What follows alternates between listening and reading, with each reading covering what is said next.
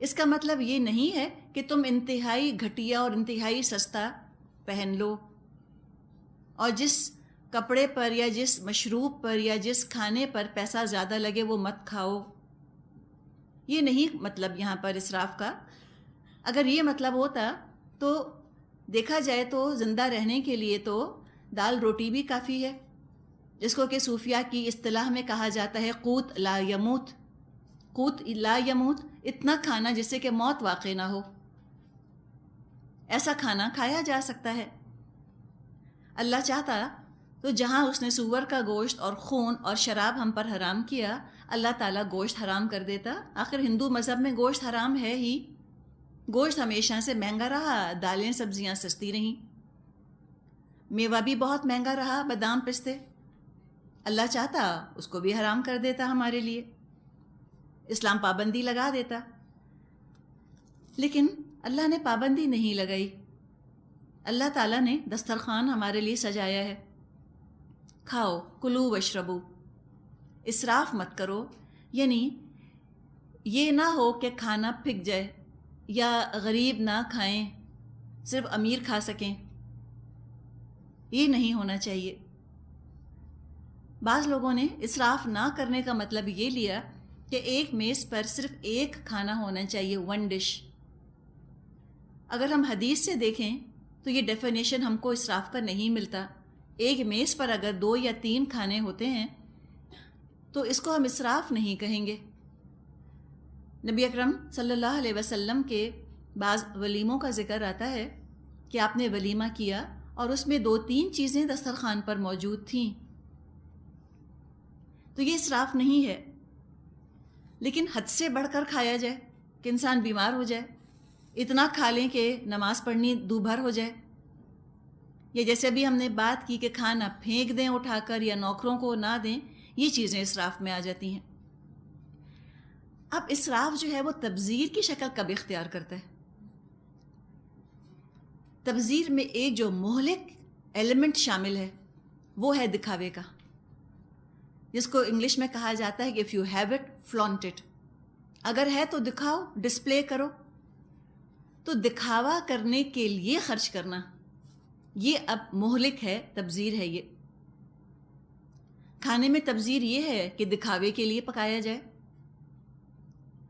جیسے کہ بعض طبقات میں یہ ذہنیت پائی جاتی ہے کہ کھانوں میں مقابلے ہوتے ہیں، کھانا اس لیے نہیں کھلایا جاتا کسی کو کہ آپ کو اس سے محبت ہے، کھانے پر اس لیے نہیں بلاتے کسی کو کہ آپ اس کے ساتھ وقت گزارنا چاہ رہے ہیں، کھانے پر اس لیے بلاتے ہیں تاکہ کمپٹیشن ہو، تاکہ وہ آئیں اور آ کر آپ کے کھانے سے مروب ہوں۔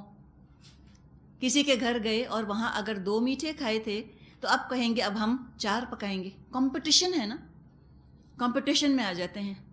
یا اتنا پکائیں گے اور ایسا سجائیں گے کہ لوگوں کی تو بولتی بند ہو جائے، ہفتہ بھر لوگ گھر جا کر اسی کی بات کرتے رہیں، ہمارے کھانے کی۔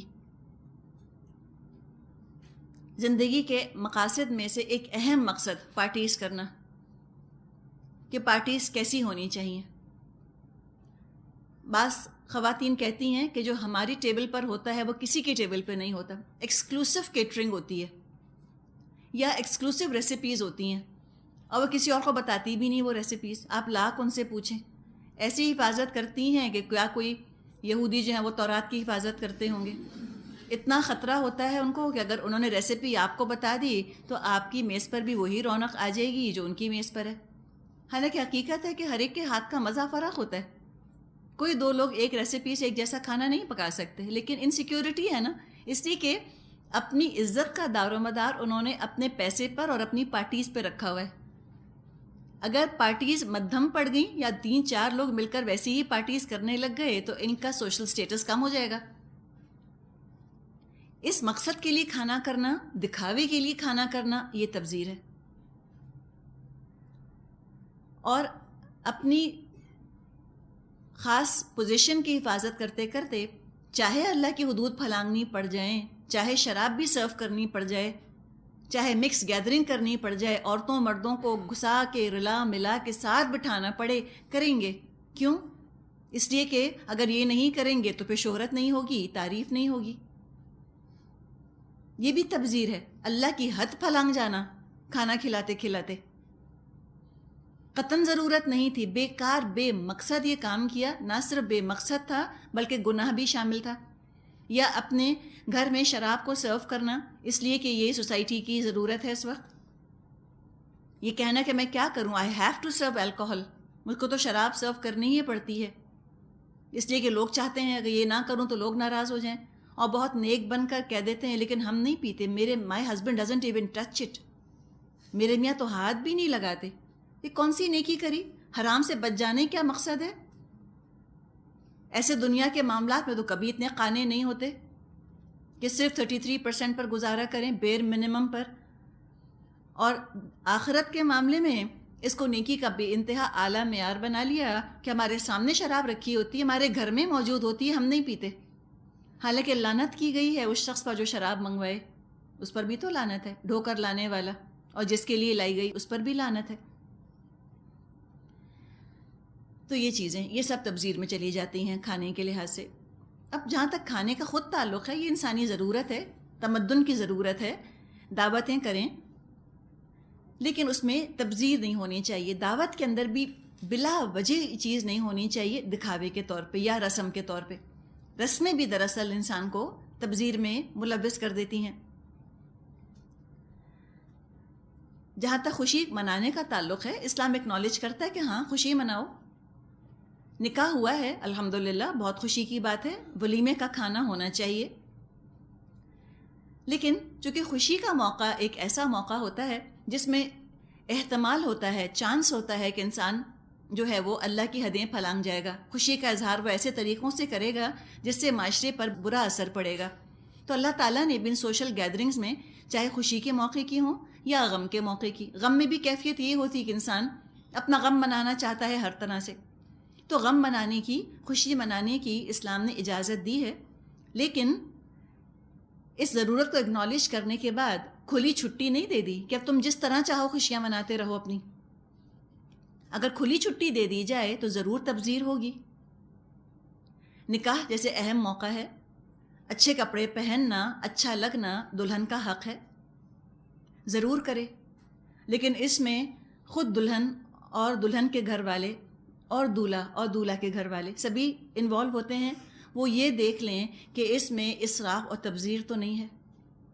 کتنے لوگ ہیں جو صرف اپنی بہو کے لیے جوڑا بناتے ہیں، اور کتنے لوگ ہیں جو اس لیے جوڑا بناتے ہیں اپنی بہو کا کہ سب دیکھیں اور دنگ رہ جائیں اور دانتوں تلے انگلیاں داب لیں اور کہیں کہ اف کیا جوڑا تھا دلہن کا. جب یہ سننا نہیں ملتا تو سارے ارمانوں پر روز پڑ جاتی ہے. اپسیٹ ہو جاتے ہیں کہ ہم نے تو اتنی محنت سے بنایا، کسی نے تعریف ہی نہیں کی. اگر واقعی اپنی بہو کے لیے، اسی لڑکی کے لیے بنایا، اس کی خوشی کو ذہن میں رکھیے اور اس میں بھی اسراف مت کیجیے، تبذیر مت کیجیے، دکھاوے کی چیز میں مت پڑیں، اس ریٹ ریس میں مت پڑیں. کانشیسلی اپنے آپ کو الگ کر لیجیے اس چیز سے. اور خاص طور پہ جو آپ میں سے پیسے والے ہیں، جو کر سکتے ہیں، وہ تو خاص طور پہ شادیوں کے موقع پر سادگی کے بارے میں ذرا سا تو سوچیں. حدیث میں آتا ہے کہ سب سے بابرکت نکاح وہ ہوتا ہے جو سادگی سے کیا جائے. اب آج کل تو جو فگرز ہیں دلہن کے جوڑوں کے، وہ تو سمجھ میں نہیں آتے. اگر آپ کسی سے پوچھیں کتنے کا تھا تو کوئی 15,000 یا 20,000 تو کہتا بھی نہیں، 1,000 کبھی نہیں کہیں گے. کسی سے پوچھیں کتنے کا جوڑا ہے، وہ کہیں گے 50. آپ کہیں گے اچھا. کسی سے پوچھیں وہ کہیں گے 80. 1,000 نہیں بولتے وہ. اور کچھ تو کہتے ہیں 1، اور آپ کا دل ہی ڈوب جاتا ہے 1 کا نام سن کے. کیا 80 کی ویلیو ہوگی جو 1 بھاری ہے سب کے اوپر. یا وہ نام لینے کی بھی زحمت گوارا نہیں کرتے، وہ کسی بوتیک کا نام لے دیں گے. اب میں نہیں لینا چاہ رہی، خام خواہ پن پوائنٹ ہو جاتی ہے کوئی چیز ایک بہت شانے بے نیازی سے کہ ہاں وہ ہم تو یوں فلاں کے جاتے رہتے ہیں، ہاں وہ یوں کہہ رہی تھیں. اچھا، آپ کہتے ہیں واقعی اتنی بے تکلفی ہے ان کی، تو پتہ نہیں کتنے جوڑے وہاں سے بنواتے ہوں گے. یہ کیا ہے؟ Status symbol.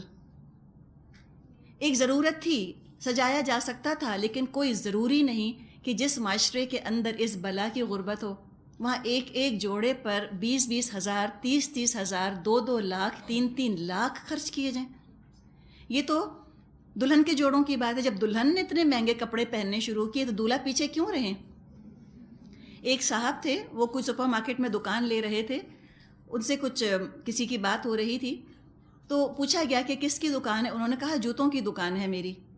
تو پوچھا کہ اچھا کون سے جوتے؟ انہوں نے کہا کہ 36 پیئرز 36 جوڑے میں نے جوتوں کے منگوائے تھے اور وہ میری دکان پہ ہیں، دکان پہ میں رکھتا ہوں ان کو اور بھی منگوانے ہیں. تو پوچھا اچھا کتنے کے ہیں؟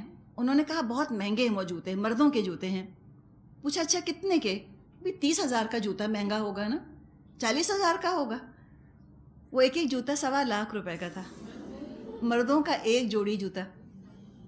تو پوچھا کہ کون خریدتا ہے، مردوں میں سے کون لیتا ہے 1.25 روپے کا جوتا؟ اور جوتا تو جوتا ہے. انہوں نے کہا کہ عورتیں آتی ہیں اپنے ہونے والے دامادوں کو لے کر، اور داماد جس چیز پر ہاتھ رکھ دے ان کو دلانا پڑتا ہے. اب اگر انہوں نے ان کو سوٹ دلوایا ہے 1,00,000 روپے کا، تو جوتا بھی دلوانا ہوگا. تو وہ کیوں پیچھے رہیں گے؟ اب تو میک اپ بھی کرواتے ہیں وہ، اب تو وہ بیوٹی پارلر بھی جاتے ہیں، سبھی کچھ ہو رہا ہوتا ہے ان کے ساتھ بھی. ان کی بھی پلکنگ ہوتی ہے، ان کو بھی مسکارا لگتا ہے، ان کو بھی فاؤنڈیشن چاہیے. اور شروع کہاں سے ہوا؟ یہ شروع ہوا دلہنوں کے بیوٹی پارلر جانے سے. اب خرابی دیکھیں کہاں سے کہاں پہنچتی ہے. جب عورتوں نے اس قدر چکر لگانے شروع کیے بیوٹی پارلرز کے، تو مرد کب تک گھر میں بیٹھ کے دیکھیں گے ان کو خوبصورت بنتا، سجتا سنورتا؟ ان کے بھی چھوٹے چھوٹے سے دل ہیں، ان کے بھی تو ارمان ہیں، تو وہ بھی جائیں گے. 4 بہنیں دلہن بنی تھی پارلر جا کر، ایک ہی بھائی ہے. وہ بھی سوچتا ہوگا کب میری شادی ہو، کب میں پارلر جاؤں. تو عورتوں کا اسراف لازمی مردوں کے اسراف تک جائے گا. ہم اس سلسلے کو روک نہیں سکتے. تو خود جو لوگ انوالو ہیں شادی میں، وہ خود اپنے اوپر پابندی لگا لیں کہ اس موقع پہ ہم نہیں کریں گے. اور جب آپ اسراف نہیں کریں گی، جو ہمارے معاشرے کا ٹرینڈ بن چکا ہے، لا محالہ آپ پر کنجوسی کا لیبل لگے گا کہ کہاں لے جائیں گی اتنا پیسہ؟ بیٹے کی شادی میں بھی ان سے خرچ نہیں ہوتا، پھر اللہ جانے کہاں خرچ کریں گی. اس لیے کہ ہمارا معاشرہ عادی ہے دکھاوے کا اور تبذیر کا. لڑکیوں کے دماغوں میں ڈال دی گئی ہے یہ بات کہ اگر بہت بھاری تمہاری بری آئے گی، اس کا مطلب ہے ساس بہت چاہنے والی ہے، اور اگر بری بھاری نہ آئی تو سسرال والے تو قدر ہی نہیں کرتے تمہاری. کیا لائے بری کے اندر؟ پھر آپ دیکھیں، پھر جذبات کو پیسے سے تولا جاتا ہے، حالانکہ بھاری بری کا لڑکی کی عزت سے کیا تعلق؟ لاکھوں کی لوگ بری لے کر آتے ہیں اور بہو کو وہ کسی اوقات پہ نہیں رکھتے، خادمہ بنا کے رکھتے ہیں گھر کے اندر. اور ہو سکتا ہے کوئی کچھ بھی بری لے کر نہ گیا ہو، لیکن ان کے ہاں اسلامک ویلیوز ہیں، وہ اپنی بہو کو مقام دیتے ہیں جو اس کو دینا چاہیے، عزت سے رکھتے ہیں گھر کے اندر. لیکن لڑکیوں کو بھی ایک طرح سے برین واش کر دیا گیا ہے کہ بتاؤ تمہاری ساس نے کیا دیا. ہر چیز میں ہمارے ہاں دینے کا پوچھا جاتا ہے کہ بتاؤ کیا دیا، اور اسی بھاری جوڑے سے تولا جاتا ہے. جتنا بھاری زیور آئے گا بری میں، ہم سمجھتے ہیں اتنا ہی ہماری بیٹی خوش رہے گی. بالکل غلط، 100% غلط ہے یہ بات، کوئی ضروری نہیں. تو ان چیزوں سے ہم کو کانشیسلی اپنے آپ کو الگ کرنا ہے. اور ماؤں کے دل میں تو بہت ہی ارمان ہوتا ہے کہ میری بیٹی کا جوڑا فلاں جگہ سے بنے اور میرے بیٹے کا جوڑا فلاں جگہ سے بنے. ان کو نکالیں، اس کو کانشیسلی ہم کم کریں گے شعوری طور پہ. اور جو پیسے والے ہیں وہ چھوڑیں. زندگی بھر جوڑے بنتے رہتے ہیں، پھر کسی موقع پہ صحیح، لیکن اس موقع پہ دکھاوے کا احتمال بہت زیادہ ہے. جب دکھاوے کا احتمال، چانس بہت زیادہ ہو، وہاں جان بوجھ کے آپ کو کم ہی کرنے کی ضرورت ہے. چاہے لوگ آپ کو کچھ بھی کہیں، معاشرے کی ویلیوز کوئی تو ٹھیک کرنے کھڑا ہوگا، اور نہیں ہوتی تو نہ ہو. ہم تو جواب دے سکتے ہیں اللہ کو کہ اللہ، ہم نے نہ اسراف کیا نہ تبذیر، ہم نے اپنے آپ کو بچایا ہے اس چیز سے. اسی طرح نکاح ہے. نکاح بہت آرام سے مسجد میں ہو سکتا ہے. نکاح کے اوپر 2 لاکھ روپے خرچ کرنا اور بہت بڑے ہوٹل میں نکاح کا اہتمام کرنا، صرف تاکہ نام ہو، صرف نام کے لیے کہ لوگ کہیں کہ فلاں 5 اسٹار ہوٹل میں ان کا نکاح ہوا تھا. یہ تبذیر ہے. قطعاً ضرورت نہیں تھی وہ 2 لاکھ روپے خرچ کرنے کی، کوئی جائز ضرورت ہی نہیں تھی، بلا وجہ یہ پیسہ خرچ کیا گیا ہے، یہ تبذیر میں چلا گیا. تو انسان اپنے آپ کو سجائے، سنوارے، ریشم پہنے، سب کرے، کوئی حرج نہیں. گھر بھی سجائے، یہ بھی عورت کی فطرت ہے، عورت کی نیچر کے اندر ہے کہ وہ خود کو بھی سجانا چاہتی ہے، گھر کو بھی سجانا چاہتی ہے، کوئی برائی نہیں. اسراف کہاں ہو جائے گا کہ ایسے سجا دیا جائے گھر کہ کسی کا آنا جانا برا لگنے لگ جائے. اور تبذیر پھر یہ ہوگی کہ اس میں اللہ کے احکامات کو توڑ دیا جائے، اس طرح گھروں کو سجایا جائے. اور تبذیر یہ ہوگی کہ جن چیزوں کی قطعاً ضرورت نہیں ہے ان پر ہزاروں لاکھوں کے حساب سے پیسہ خرچ کیا جائے. ایک ایک ڈیکوریشن پیس گولڈ پلیٹڈ ہزاروں روپے کا. اور جب ہم اس طرح سے اپنے گھروں کو سجاتے ہیں تو پھر ہمارا کیا حال ہوتا ہے. ہم اس قدر پریشان رہتے ہیں. بعض لوگ تو ڈیکوریشن پیسز کی لسٹ بنا کے رکھتے ہیں گھروں کے اندر, پھر اس کو کاؤنٹ کرتے ہیں جا کر, یہ کہاں چلا گیا, وہ کہاں چلا گیا, اور اگر ٹوٹ گیا کسی کے ہاتھ سے گر کے تو گئے ہزاروں روپے آپ کے. یہ تبذیر ہے. کیوں مشکل کرتے ہیں اپنی زندگی اس طرح سے؟ سمپل رکھیں, سادہ رکھیں زندگی کو. ہاں, اگر آپ ہزاروں روپے کا ایک گیزر لگا لیتے ہیں تو یہ آپ کو آرام ہی دے گا نا, یا کوئی الیکٹرانک گیجٹ آپ خرید لیتے ہیں تو آپ کو سکون ہی دے گی نا, یہ چیز آپ کی زندگی کو آرام دے گی. اس ڈیکوریشن پیس نے کیا سکون دیا آپ کو؟ سکون برباد کیا آپ کو اور کچھ نہ کیا. اسی طرح پینٹنگز اگر کوئی لیتا ہے انویسٹمنٹ کے پوائنٹ آف ویو سے, چلو ٹھیک ہے, پینٹنگز بھی انویسٹمنٹ ہوتی ہیں, لیکن عام طور پہ یہ بھی دکھاوے کے طور پر ہی لی جاتی ہیں. ایک جگہ کوئی ایبسٹریکٹ پینٹنگ کا کمپٹیشن ہو رہا تھا, ایک تصویر کو فرسٹ پرائز دیا گیا. اچھا, ایبسٹریکٹ کے اندر کیا ہوتا ہے, جس کا جو جی چاہے اس میں سے مطلب نکال لے. تو انہوں نے بھی بہت فلسفی کہ اچھا اس لائن کا یہ مطلب ہے اور آرٹسٹ یوں یہ کہنا چاہ رہا ہے اور یہ فلسفی ہے. پہلا انعام مل گیا. پھر اس کے پینٹر کی تلاش ہوئی, کس نے پینٹ کی ہے, پتہ چلا ایک بندر نے بنائی تھی. 4 آڑی ترچھی لائنیں مار دیں, بس ختم, بات پوری ہو گئی. تو زندگی آسان کرنے کے لیے انسان اپنی سہولت کے لیے, اپنی آسائش کے لیے کوئی چیز لیتا ہے تو وہ نہ اسراف ہے نہ تبذیر. آج کل کی نیڈ ہے, یہ کام کی چیزیں ہیں, لیکن ان میں بھی دکھاوا کرنا یہ بات مناسب نہیں. ایک خاتون کہنے لگیں کہ جب نیا فریج آیا تھا تو ہم فریج ڈرائنگ روم میں رکھا کرتے تھے تاکہ سب کو پتہ چلے کہ ہمارے پاس فریج ہے. اور آج کل تو ہم چاہتے ہیں کہ مہمانوں کی نظر بھی نہ پڑے فریج کے اوپر, کوئی دیکھنے کی چیز ہے وہ. اسی طرح پھر کیا ہوا, ٹی وی کا زمانہ آیا تو ٹی وی بیچ ڈرائنگ روم میں رکھا ہوتا تھا. اس کے بعد ڈیسک کا زمانہ آیا, سب کے ڈیسک جو ہیں وہ ڈرائنگ روم میں رکھے ہوتے تھے. تو یہ چیزیں کہ ان کو استعمال کرنا وہ جائز ہے, لیکن پھر اب ان کا دکھاوا کرنا, پھر ان کے برانڈز ڈسکس کرنا, پھر یہ مناسب نہیں. لباس کا معاملہ بھی یہی ہے. لباس انسان ضرور اپنے لیے لے, اپنے لیے بنائے. قیمتی لباس نبی اکرم صلی اللہ علیہ وسلم نے بھی پہنا. بنا سکتے ہیں تو بنا لیجئے, 2-3, کوئی حرج نہیں. اللہ کا شکر ادا کریں, اپنا دل خوش کریں. 2 کاموں کے لیے اچھا لباس پہنا جا سکتا ہے, اللہ کا شکر ادا کرنے کے لیے, اپنا دل خوش کرنے کے لیے. اب ایمانداری سے ہم یہ بات سوچیں کہ کیا مہنگا لباس پہن کر ہم صرف یہی چاہتے ہیں؟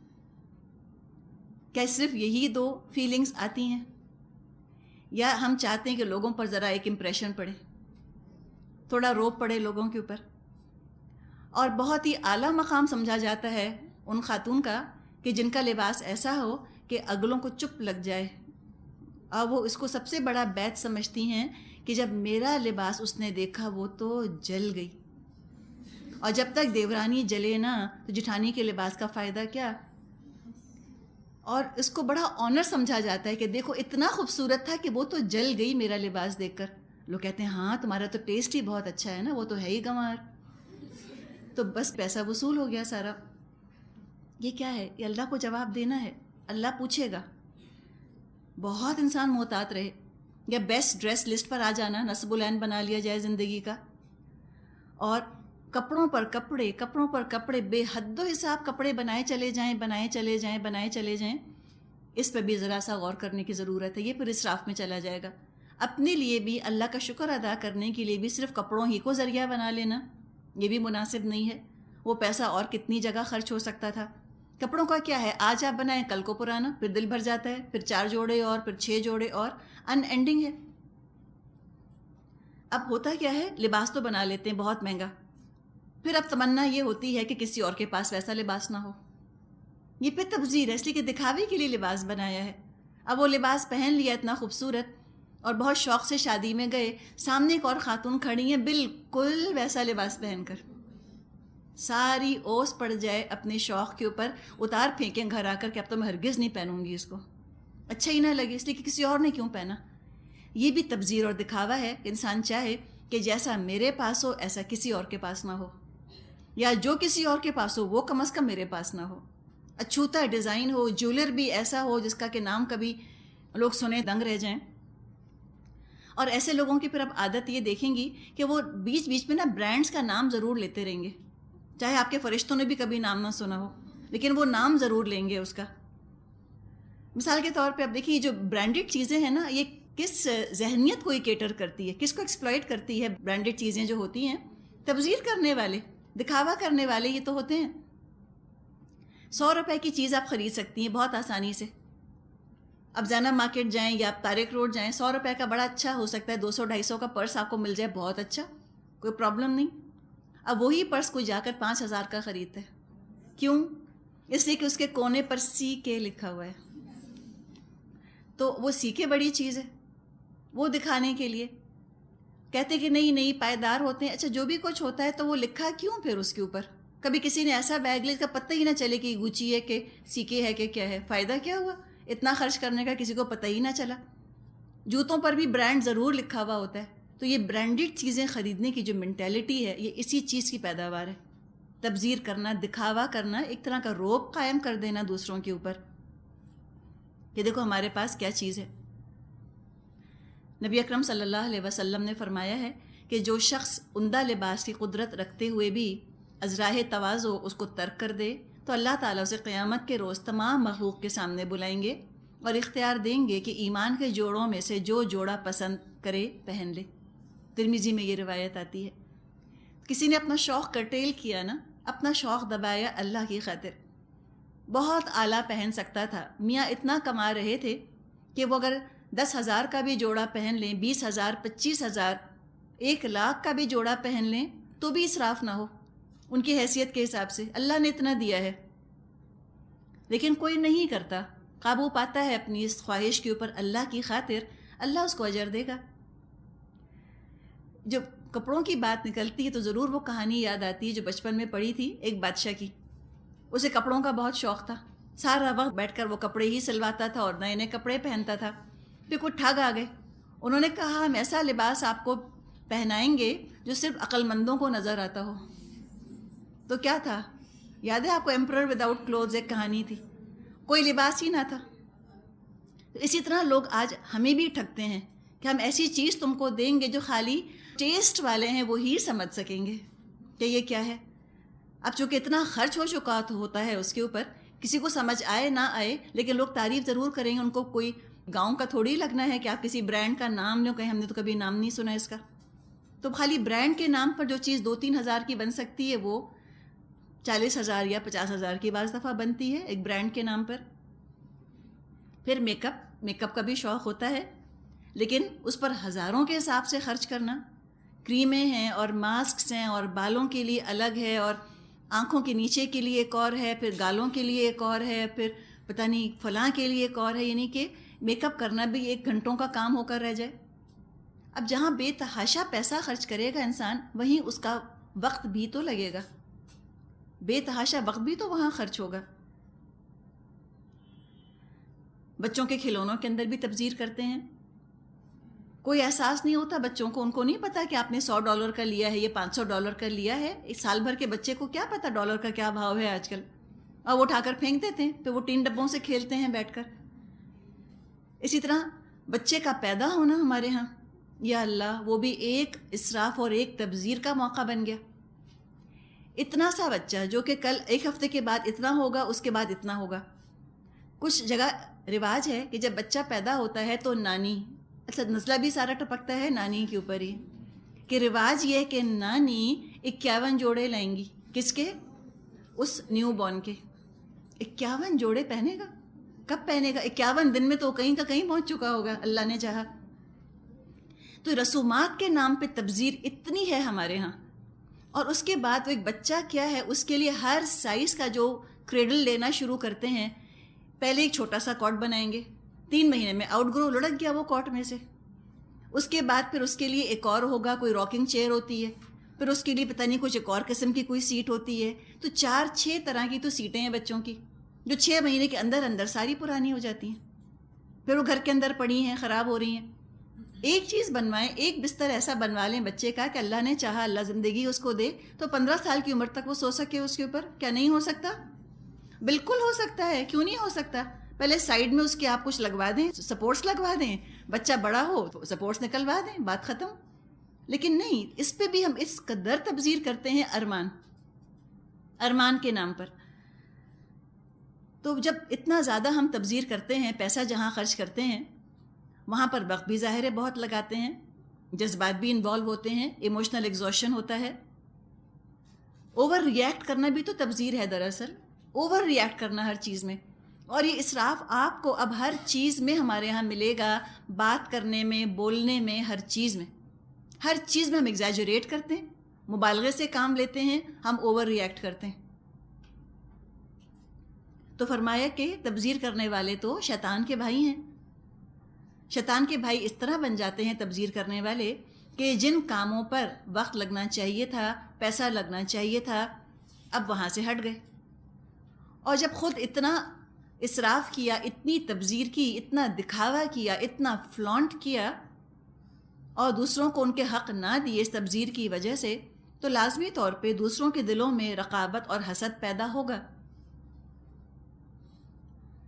وہ حسد کا شکار ہوں گے کہ یہ کتنا خرچ کر رہے ہیں. شادی ہے تو گھر کو سجا دیا لائٹوں سے، پوری سڑکیں سجا دیں، گلیاں سجا دیں قمقموں سے. انتہائی درجے کی تبذیر ہے. کس کا فائدہ ہوا اس کے اندر؟ کسی کا فائدہ نہ ہوا. دوسرے جو دیکھ رہے ہیں ان کے دلوں کے اندر احساس محرومی پیدا ہو رہا ہے. احساس محرومی بڑھ کر رقابت اور حسد کا سبب بنے گا. اس لیے کہ جب وہ پیسہ مانگنے آئے تھے تو ان سے تو کہہ دیا تھا کہ اب تو ابھی ہم فائنینشلی بہت ٹائٹ ہیں، اور اب شادیوں پر یہ حال کیا جا رہا ہے، وہ دیکھ رہے ہیں. اور ایک اور سب سے بڑا نقصان جو تبذیر کا ہوتا ہے کہ شیطان کے ساتھی انسان کے ارد گرد جمع ہونے لگ جاتے ہیں. بری صحبت کا انسان شکار ہو جاتا ہے. اللہ اور اللہ کے رسول سے محبت کرنے والے تو یہ نہیں دیکھتے کہ آپ نے کیا پہنا ہے، آپ کس گھر میں رہتے ہیں، آپ کا فرنیچر کیا ہے، آپ نے کیا پکایا. وہ تو آپ سے ملنے آئیں گے اس لیے کہ ان کو آپ سے محبت ہے. لیکن جب انسان نمائش کرتا ہے اللہ رسول کی خاطر، وہ کسی کو اپنے گھر نہیں بلاتا، تو جب اللہ رسول کی خاطر نہیں بلائے گا تو پھر کس کی خاطر بلائے گا؟ ویکیوم تو کہیں نہیں ہوتا. جہاں اللہ اور اللہ رسول کا ذکر اور ان کی فکر نہیں ہوگی وہاں شیطان آئے گا. جب نمائش کے لیے اپنے گھروں کو سجاتے ہیں، نمائش کے لیے پکاتے ہیں، نمائش کے لیے پہنتے ہیں، تو نمائشی مصنوعی دوست جمع ہو جاتے ہیں. ظاہر دار، دنیا دار قسم کے لوگ، آرٹیفیشل مصنوعی لوگ، یہ آپ کی طرف اٹریکٹ ہوں گے. اور پھر ایک کمپٹیشن شروع ہوگا. جو ان کے گھروں میں ہوتا ہے وہ خود کو بھی چاہیے ہوتا ہے. اور دنیا کی دلدل میں انسان گہرا سے گہرا پھنستا چلا جاتا ہے. اور جتنا دنیا میں گہرا اتریں گے اتنا ہی آخرت سے دور ہوتے چلے جاتے ہیں. فضول خرچی اتنی ہوتی ہے غریبوں کے لیے، غریب رشتہ داروں کے لیے، مسکینوں کے لیے پیسہ نہیں بچتا. معاشرے کا امن چین ختم ہو جاتا ہے. اور ایسا ہی معاشرہ ہوتا ہے جس میں کہ نوکر مالکوں کو قتل کرنے لگتے ہیں، نفرتیں بڑھنے لگتی ہیں. ہیوز اور ہیو ناٹس کا فرق مصنوعی حد تک، خطرناک حد تک بڑھ جاتا ہے. اور شیطان چاہتا ہے کہ آپس میں وہ عداوت اور دشمنی ڈلوا دے لوگوں میں. سورہ مائدہ آیت نمبر 91 میں بھی اللہ تعالیٰ نے یہی بات فرمائی ہے کہ انما یرید الشیطان ان یوقع بینکم العداوۃ والبغضاء فی الخمر والمیسر. شیطان تو چاہتا ہے کہ وہ تمہارے درمیان دشمنی اور بغض ڈلوا دے جوئے اور شراب کی بدولت. تو جو کام وہ جوئے اور شراب کے ذریعے کروانا چاہتا ہے وہی کام وہ تبذیر کے ذریعے کروانا چاہتا ہے. اپنے معاشرے پہ اگر ایک نظر ہم ڈالیں تو آپ دیکھیں کہ دھڑا دھڑ شاپنگ پلازاز بن رہے ہیں ہر جگہ. اتنا زیادہ لوگوں کو بازاروں میں پھرنے کا شوق ہو گیا ہے. ایک دفعہ ایک شخص نے آ کر نبی اکرم صلی اللہ علیہ وسلم سے پوچھا کہ یہ بتائیے کہ سب سے بہتر جگہ کون سی ہے اور سب سے بدتر جگہ کون سی ہے. آپ خاموش ہو گئے. تھوڑی دیر بعد جبریل علیہ السلام آپ پر وحی لے کر نازل ہوئے. تب آپ نے یہ بات ارشاد فرمائی جو کہ صحیح مسلم میں موجود ہے کہ قال رسول اللہ، کہا نبی اکرم صلی اللہ علیہ وسلم نے، احب البلاد الی اللہ مساجدها، سب سے زیادہ محبوب جو جگہیں ہیں اللہ کو وہ اس جگہ کی مسجدیں ہیں، اس شہر کی مسجدیں اللہ کو سب سے زیادہ محبوب ہیں. وابغض البلاد الی اللہ اسواقها، اور سب سے زیادہ جو برے لگتی ہیں اللہ کو جگہیں اس شہر کی، وہ اس کے بازار ہیں. تو یہ مسلسل بازاروں میں پھرنا، ہر وقت نئی نئی چیزوں کی تلاش میں رہنا، یہ چیز لا محالہ انسان کو اسراف و تبذیر کی طرف لے کر جائے گی. ابغض البلاد کہا گیا ہے بازار کو. ضرورت کے لیے انسان جائے، مجبور ہو جائے تو بازار جائے، ورنہ حتی الامکان بازار کو جانا اوائڈ کرنا چاہیے. نئی نئی چیزیں دیکھتا ہے انسان، لالچ آتی ہے دل کے اندر، گھر میں لا لا کے ہم چیزوں کو بغیر ضرورت کے جمع کرتے رہتے ہیں. ایک اور حدیث میں ایک مضمون یہ بھی آتا ہے کہ بازار وہ جگہ ہے جہاں شیطان اپنا جھنڈا گاڑتا ہے. تو یہ بات فرمائی کہ دیکھو اسراف مت کرو. ساتھ ہی ساتھ آگے یہ بات بھی فرمائی کہ دیکھو اسراف یا تبذیر نہ کرنے کا مطلب یہ نہیں ہے کہ تم اپنے ہاتھوں کو اپنی گردن سے ہی باندھ کے رکھ لو. بیچ میں آیت نمبر 28 میں ذکر آیا ہے رشتہ داروں ہی کے حوالے سے کہ اگر ان کو تم کچھ دے نہیں سکتے تو کم از کم بات تو نرم کرو.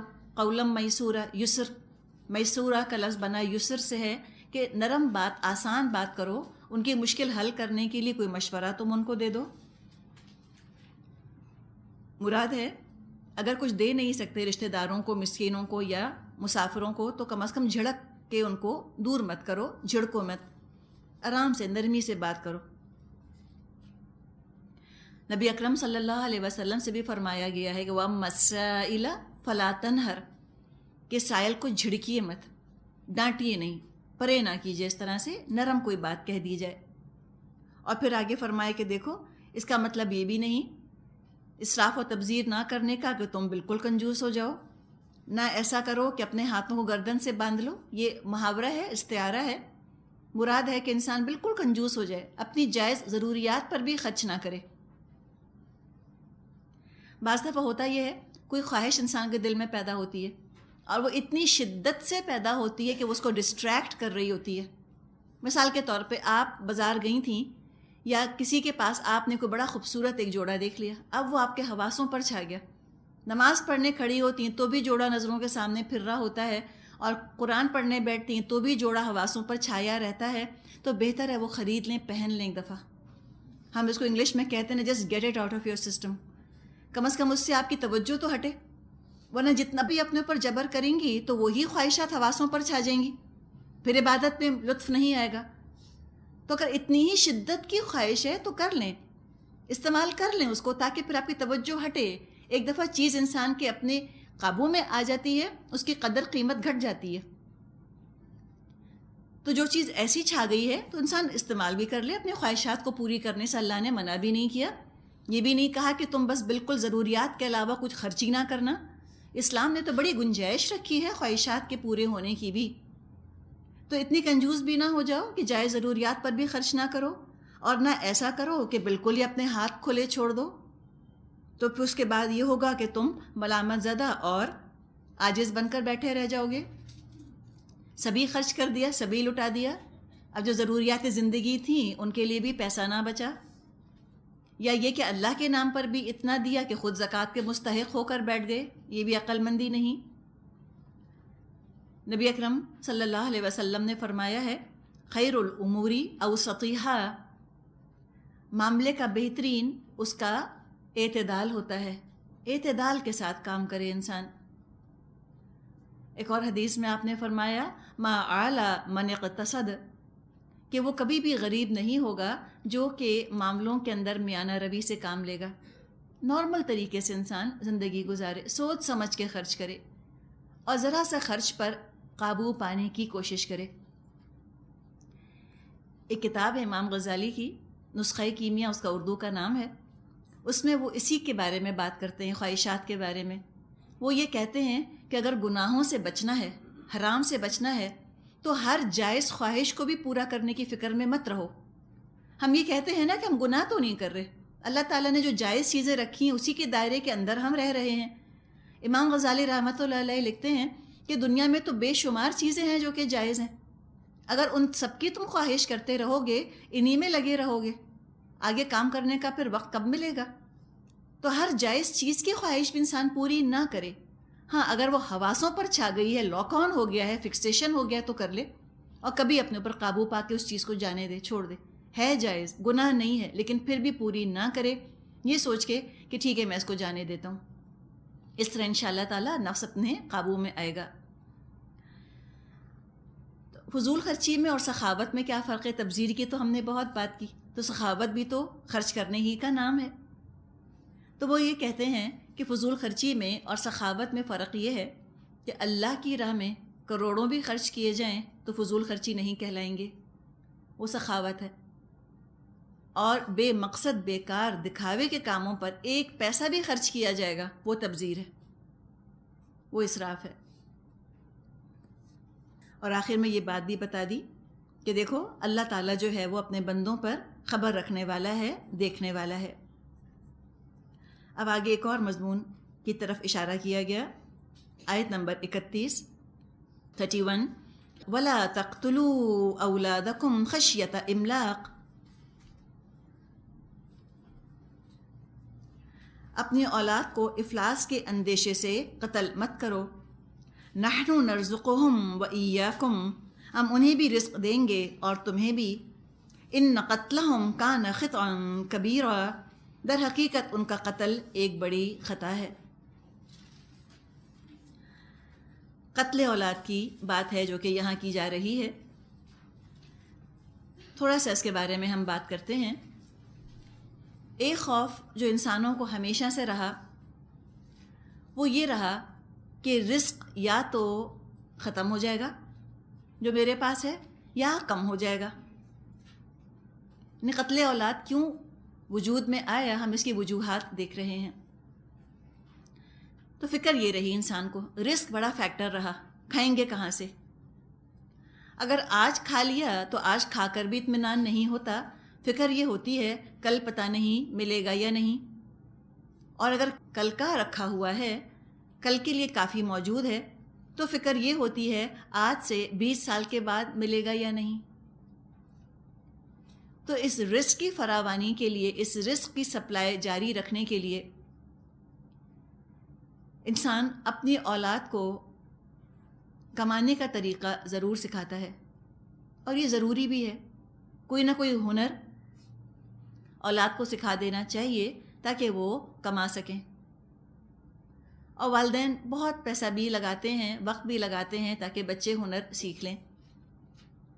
اور والدین ایک طرح سے بڑھاپے کے لیے پلاننگ کر رہے ہوتے ہیں کہ جب ہم کمانے کے قابل نہ ہوں تو کم از کم ہماری اولاد ہمیں رزق فراہم کرتی رہے. تو سب سے زیادہ قدر کماؤ پوت کی ہوتی ہے، ایسا بیٹا جو کہ کما رہا ہو.